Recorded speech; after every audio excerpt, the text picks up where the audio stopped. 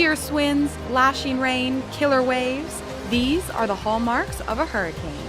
With hurricane season here, it's essential that residents take the proper and necessary steps to avert tragedy during a storm. In the next few minutes, we'll give you a breakdown of how to be prepared in case a major hurricane strikes South Florida. Welcome to this special report of Weathering the Storm. I'm your host, Kristen Guzman.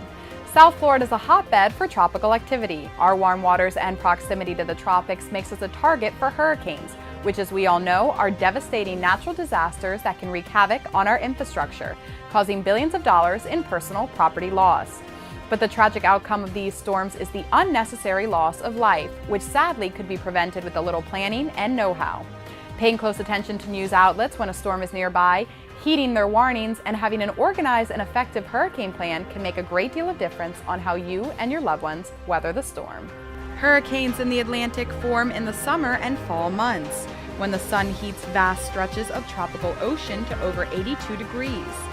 Warm, moist air then rises over these hot spots, creating thunderstorms. Upper-level winds and surface winds come together, forming a circular pattern of clouds known as a tropical depression. When these winds reach 74 miles per hour or greater, a hurricane is officially born.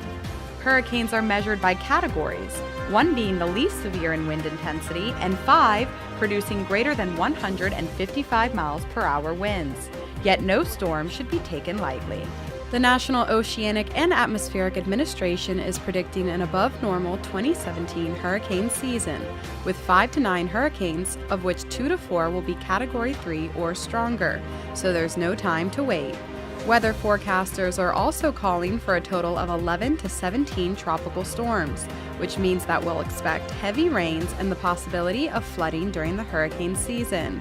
Miami is no stranger to these natural disasters ever since the Great Miami Hurricane of 1926, and as recent as Hurricanes Andrew and Katrina. South Floridians understand all too well the devastating effects that these storms can have. Senior Hurricane Specialist at NOAA Daniel Brown gives us tips on what to do in case of an evacuation. Stock up on your supplies to make sure you have a supply for you and your family for several days after a storm, or if it were to hit. Make sure you have non-perishable foods, water on hand, stock up on batteries, test out that generator, make sure you have all the nuts and bolts for your shutters, make sure all that is ready to go. Make sure to have a list of medications and vitamins along with the correct dosage.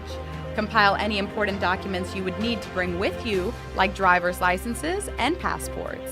Make sure to stay tuned to local newscasts in case your area is evacuated, or call 305-442-1600. Fill your vehicle at the pump in anticipation of mandatory evacuation orders in order to avoid long lines or gas shortages. To make sure you have, top your car off with gas.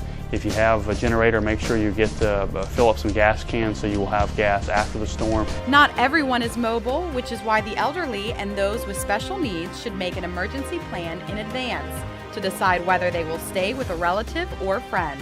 If they are seeking special assistance in the case of an evacuation order, they are advised to call 311 or register for Miami-Dade County's Emergency Evacuation Assistance Program. Humans are not the only ones that seek protection during a storm. Our pets are also at risk when dealing with a hurricane. Unfortunately, our furry friends are not welcomed everywhere. Whatever you do, do not leave them alone at home. If evacuating, make sure to call your hotel in advance to see if they can accommodate them.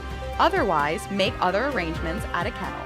For those of you who do not wish or are unable to evacuate your homes, take a look at our list of safety tips.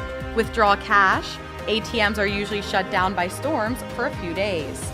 Trim any loose branches well ahead of the storm. Secure your home with either plywood or shutters.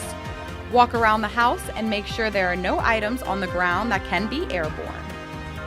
Also make sure to have a survival kit with the following items: 2 weeks supply of non-perishable foods, drinking water, flashlights, batteries, portable radio, first aid kit, 2 weeks supply of prescription drugs. To prevent flooding, Coral Gables residents are asked to ensure that catch basins in their neighborhoods are not blocked by leaves or trash prior to a storm. The city will also be monitoring these basins regularly, but any additional help is much appreciated. The reigning hurricane season also means it's time to fight the bites of mosquitoes.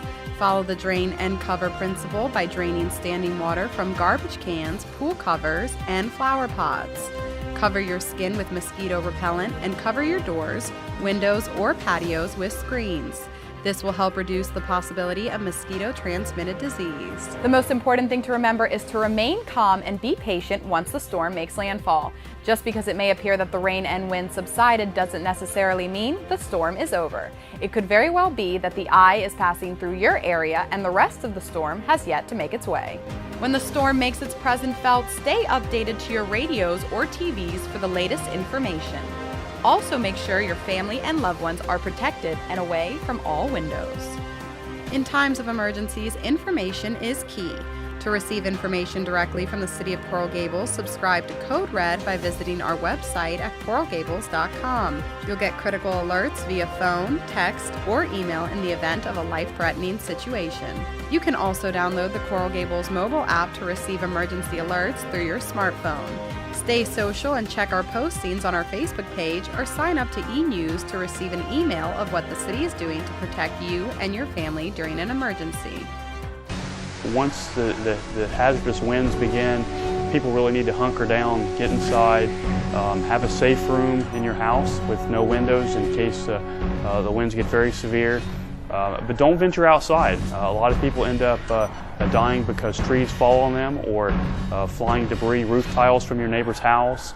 Other things can be flying around and impact you. In the event that you lose power, turn off the air conditioner, turn off your water heater, and do not, by any means, use electrical appliances. Make sure to have your flashlights ready so when the power goes out, you will not be left in the dark.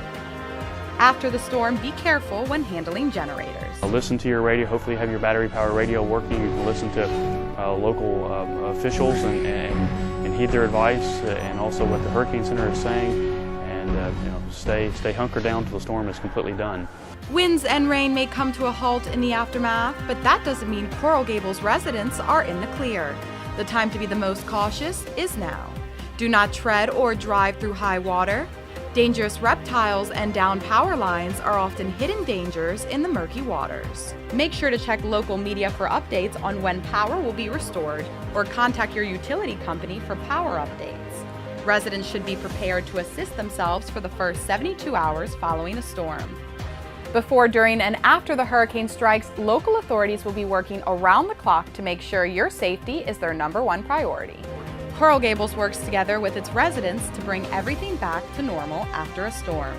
The Coral Gables Police Department and Fire Department are more than ready to make sure there is no one on the street whose lives would be at risk. The City Communications Department will release information through the reverse telephone system online at www.coralgables.com, on Coral Gables Television, and e-news. The lengthy process of debris pickup will then commence. We hope this presentation was helpful in assisting you to put together a concise and effective emergency plan for you and your loved ones. Advanced planning is the key to ensure your safety. Make sure that when the next storm strikes, you're indeed ready to weather the storm. Stay safe, and for Coral Gables TV, Kristen Guzman.